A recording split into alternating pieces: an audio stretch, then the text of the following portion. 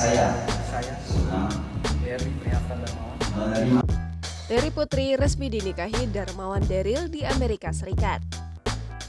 Presenter Terry Putri resmi melepas status jandanya dan menikah dengan sang kekasih yang diketahui bernama Darmawan Darli. Kabar pernikahan Terry Putri pun diumumkan oleh dirinya sendiri di Instagram dalam sebuah unggahan yang mengungkapkan rasa bersyukurnya. Terry mengunggah foto dirinya bersama dengan Darmawan Darli. Terlihat keduanya menggunakan busana pernikahan berwarna abu-abu. Terlihat Terry tertawa bahagia dalam fotonya. Selain itu, Darli tersenyum dengan menyatukan kedua telapak tangannya yang terlihat ada cincin di jari manis tangan kanannya.